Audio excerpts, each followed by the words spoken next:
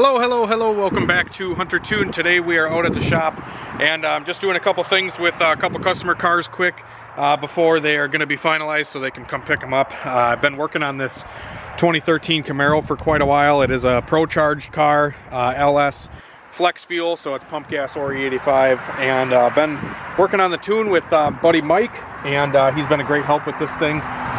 Just been kind of lending a hand where I need it, just trying to get some of this transmission tune and engine tune dialed in with this car. It's a 6L80 car, so these transmissions are a little bit, they take some finesse tuning to get them to work right, so he's been helping me with that, and I can't thank him enough. But we're gonna go test drive this thing, make sure that it's gonna be good to go. It was having an issue where on like the downshift, if you were going like say 50-60 mile an hour and you just punched it, it would the transmission would just go down to way low of a gear and it would actually run into the limiter. So we're trying to adjust some of the torque management stuff so it kind of comes down a little easier, not so abruptly, and we had to change the tire size in the tune as well to get the speed and shift points to actually match up what was actual, because you know, whenever you change tire size on any of these GM vehicles, speedo is off, and when the speedo's off on a lot of these stock computer cars, the shift points are going to be off, and pressures and everything like that is just going to be off if the computer doesn't know exactly how fast you're going. So if the car thinks you're going 50 and you're really going 60, you know, you run into issues. So we just got the file all done here, so we're gonna let this thing warm up. I'm gonna shut that key off for a second. We're gonna fire it up.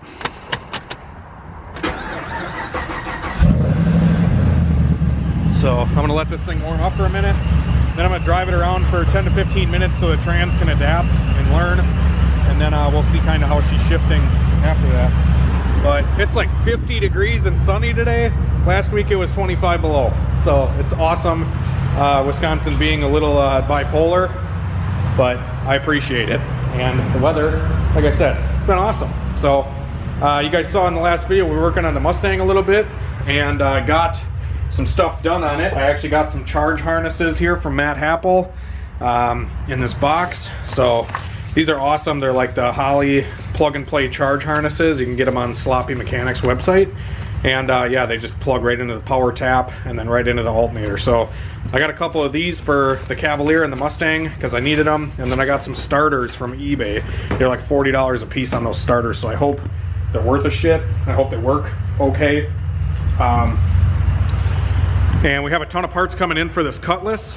We actually got some of the stuff today. I actually went over and kind of went over some stuff. I actually filmed a video kind of talking about this car. I'm still kind of debating on editing that video or not. We had to get a fuel cell for the car, so this is just like one of the DNA fuel cells.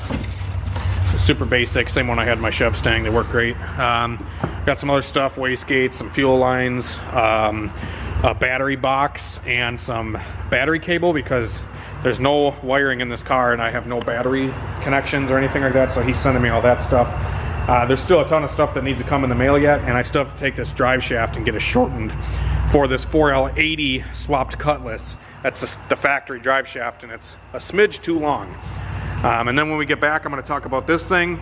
Super awesome car, and I really want to show some of the craftsmanship and workmanship that's gone into this thing. And we're just going to kind of make sure that she's good to go, kind of tie up some loose ends, and then give her a dyno tune.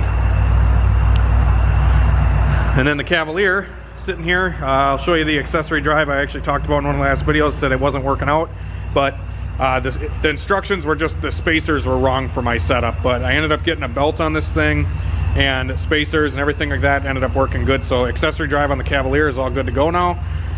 So now I just have to get some intake manifold bolts, intake manifold gaskets, and I have to get this fitting that goes on the, you know, the end of the fuel rail here, which I'll adapt it to run a return line. So that's what I'm going to try to do, just get that fitting so I can run a return line off of that back to the tank, probably through a regulator. I don't know exactly how I'm going to plumb it yet because this has a regulator here too. So I don't know if I can run a second regulator off the return line if I gut this fitting here or not. So once I have that done and the fuel lines, I got to build an exhaust for it and then wire the Holly, and she should be ready to rip, other than, you know, probably 100 other little things. We're gonna take that car out, go drive it around, get the trans to adapt, and see how everything's doing with it.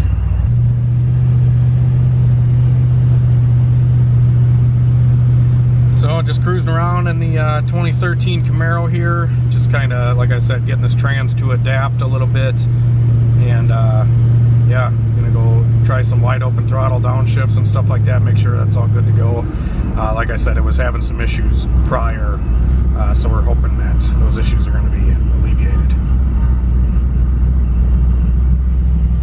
But these ProCharge cars are actually pretty fun. I kind of expected a lot more lag with this setup, just because, you know, for any like supercharger like this, I expect, you know, at least on my Fox body when I had it, with the ProCharger on it in the 5-liter, it had good grunt, and then like it would exponentially just make more power as you revved it, where this thing just seems like it's got a ton of grunt no matter where you punch it.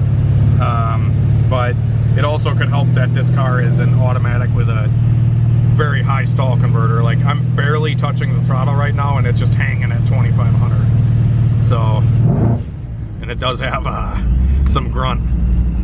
It starts to couple around 3K or so, and if you really lay into it, the converter doesn't really grab until, I want to say, like 4 grand.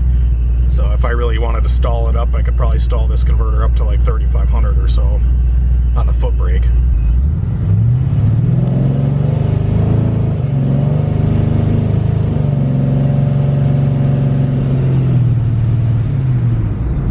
Another thing about these new cars too is like the drive-by-wire throttle, and when this thing shifts, like my foot, if it just moves ever so slightly off the gas pedal, it's like whir, whir, whir.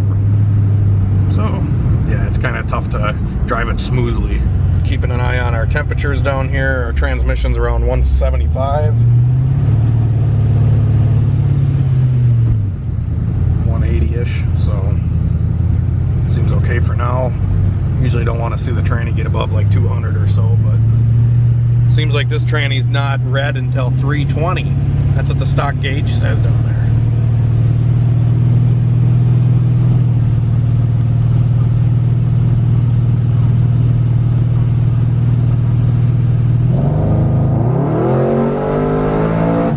Oh yeah, that felt pretty good on that downshift. Like I said, the last time I laid into it at a roll like that, it just banged, it ran right into the rev limiter, but that seemed a lot better.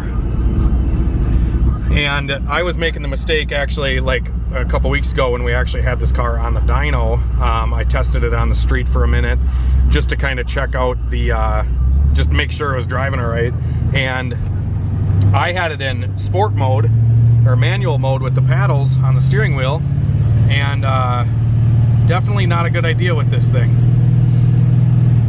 If you're drag racing it or you want it to shift up nice and firmly, definitely keep it in drive. So that's kind of how we have it tuned now, is just in drive. It should, you know, you should be able to punch it anywhere and just have it work. The paddles are nice too, because you could just drop it down into manual mode and, you know, say drop a couple gears here, 4th, 3rd, 2nd.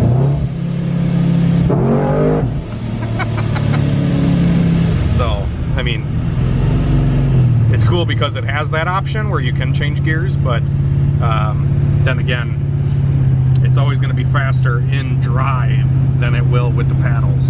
I did notice that in paddle mode, it was just a little spongy on the shifts and stuff, so.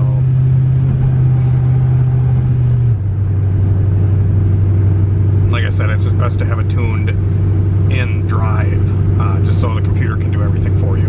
The computer is always going to shift faster than you can.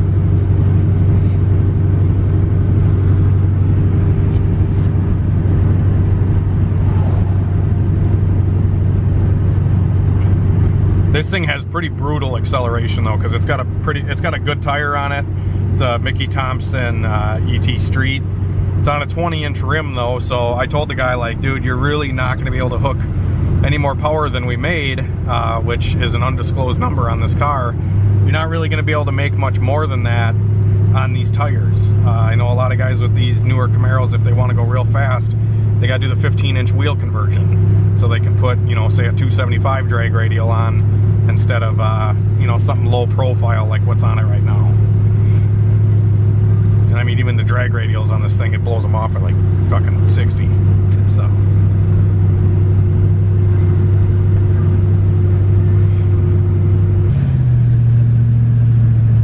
You guys can see the heads-up display on this thing.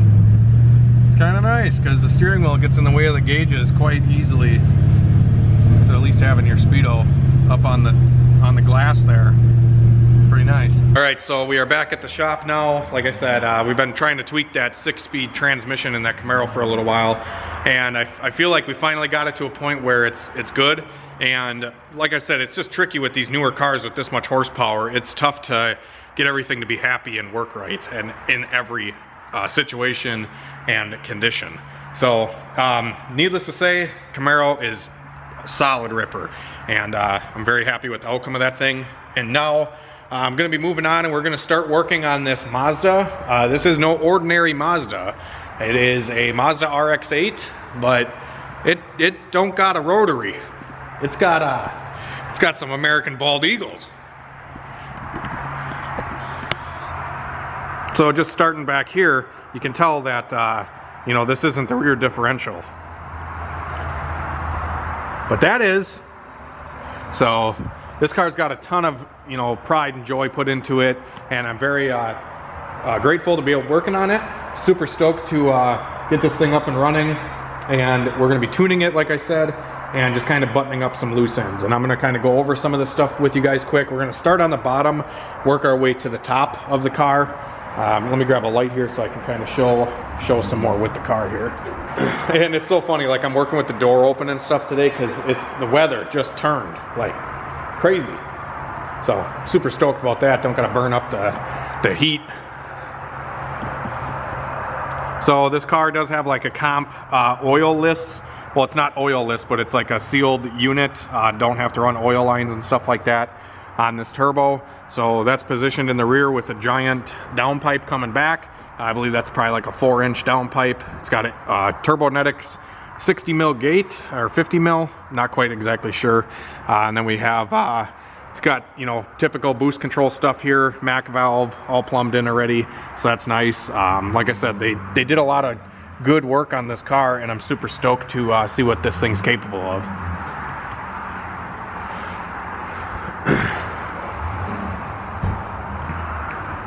So moving up here, obviously this is the feed pipe coming back to the turbo. Good merge for the wastegate, so we shouldn't have any boost control issues, I hope. And up here, the two headers of the engine will merge together right at the transmission here, and they come back into this single pipe.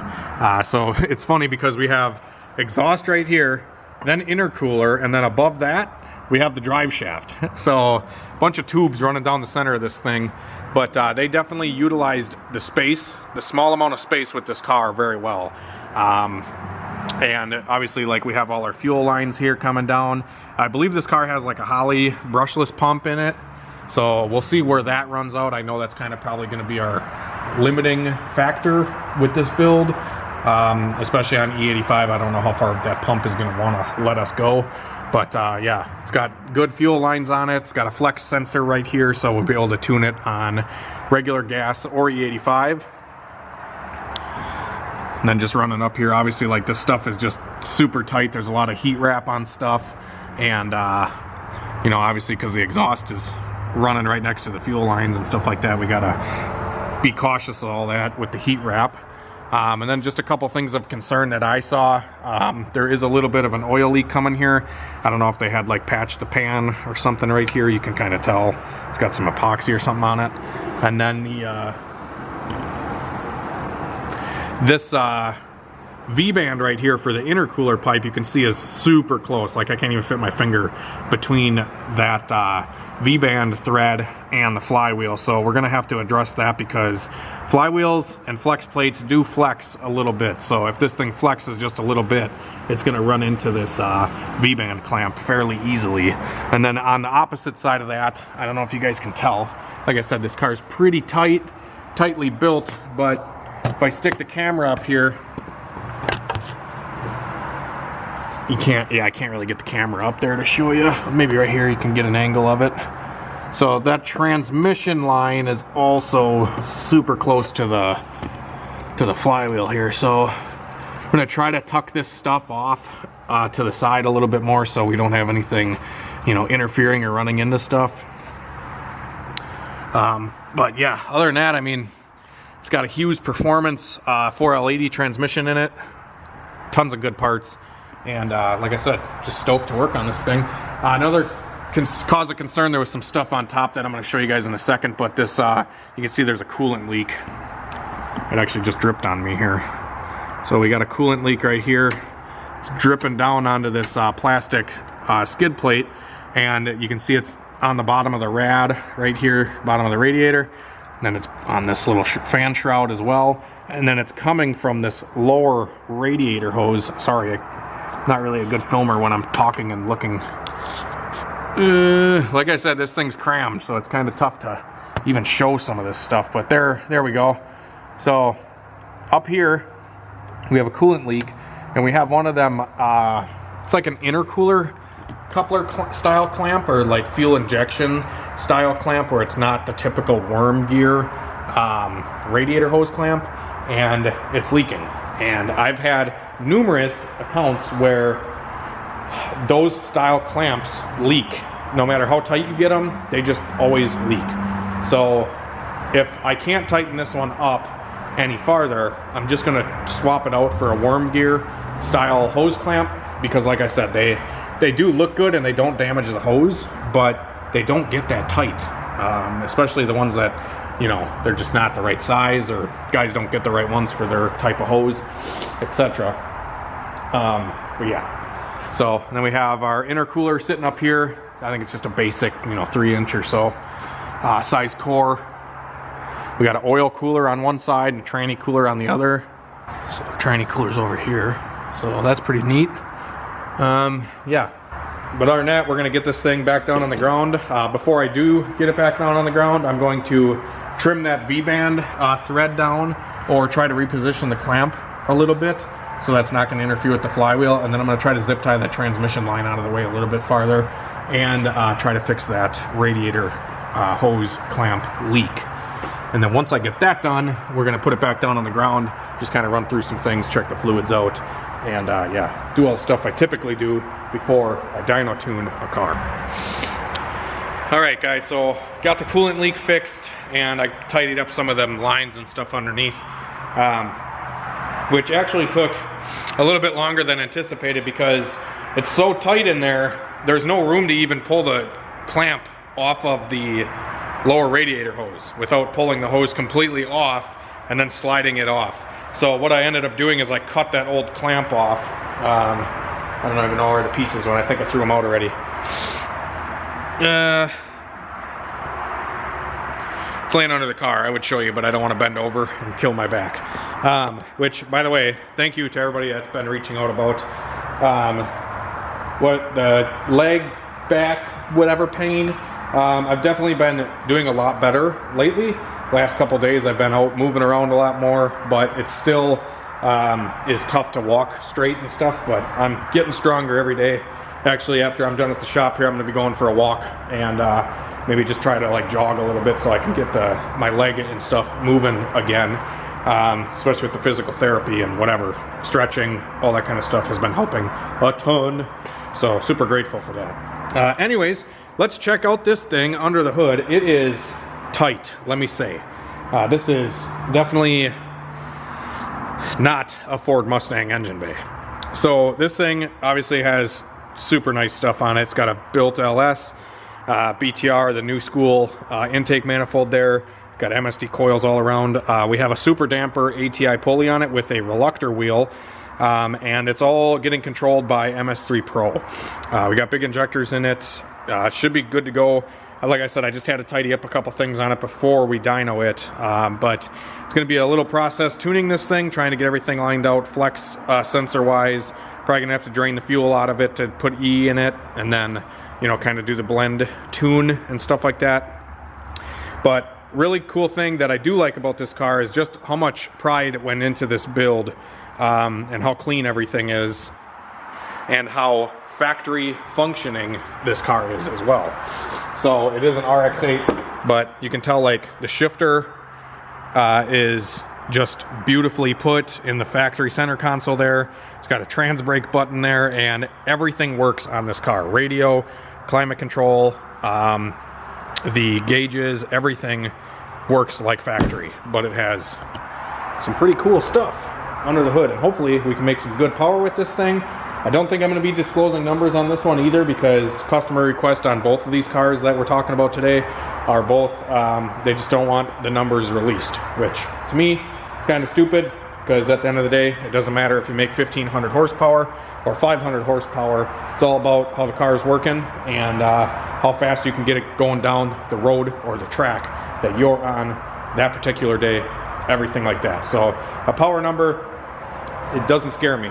People come to me at the track all the time and they say, you know, you want to line up with this guy, he makes 1,200 horsepower, and I'm like, sure, I make 400 horsepower, but I'll run him. And most of the time, I end up winning because the guy in the other lane can't control his car, or it's just not set up right or whatever. So tuning isn't all about just making horsepower, guys. Tuning is also making cars work. So that's something that I try to pride myself in on all the customers that come to my shop and get work done is, yeah, I can help you make a horsepower number, but at the end of the day, that's not how I'm going to set it up for a particular race or a particular track or a particular street that you're going to be running on. So you got to remember that.